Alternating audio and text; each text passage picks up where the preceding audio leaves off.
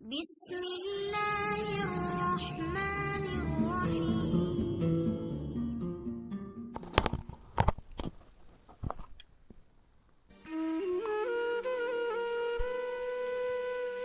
ہاتھی والوں کا قصہ۔ ابراہ یمن کا حکمران تھا۔ اس نے یمن میں ایک عالیشان کلیسا تعمیر کر کے یمن کے لوگوں کو میں یہ اعلان کرا دیا کہ آئندہ کوئی شخص حج کے لیے مکہ مکرمہ نہ جائے اور اسی کلیسا کو بیت اللہ سمجھے۔ اس اعلان سے عرب کے لوگوں میں غم و غصے کی لہر دوڑ گئی۔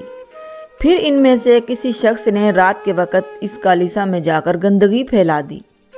ابراہ کو جب یہ معلوم ہوا تو اس نے ایک بڑا لشکر تیار کر کے مکہ مکرمہ کا رخ کیا۔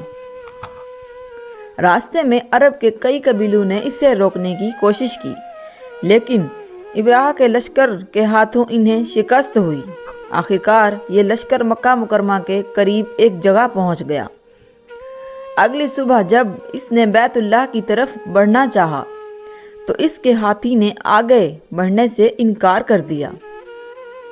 اسی وقت اس کی طرف سے عجیب و غریب قسم کے پرندوں کا ایک غول آیا اور لشکر پر چھا گیا۔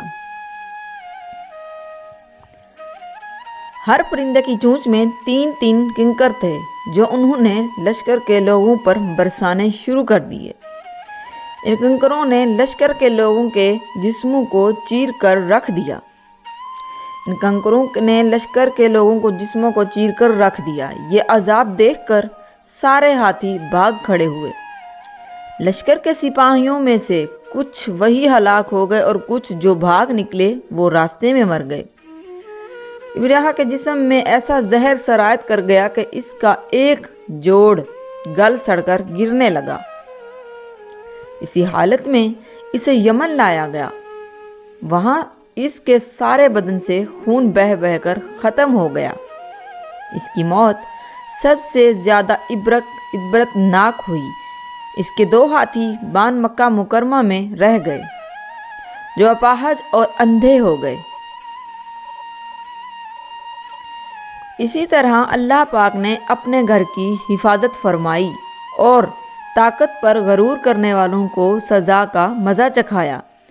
قرآن پاک کی سورہ فیل میں اللہ پاک نے اس واقعے کو یوں بیان فرمایا کہ تو نے نہ دیکھا کہ تیرے رب نے ہاتھی والوں کے ساتھ کیا کیا؟ کیا ان کے مکروں بیکار نہیں کر دیا؟ کیا ان کے مکروں کو بیکار نہیں کر دیا اور ان پر پرندوں کے جھنڈ بھیج دیے جو انہیں مٹی اور پتھر کی کنکریاں مار رہے تھے، بس انہیں کھائے ہوئے بھوسے کی طرح کر دیا۔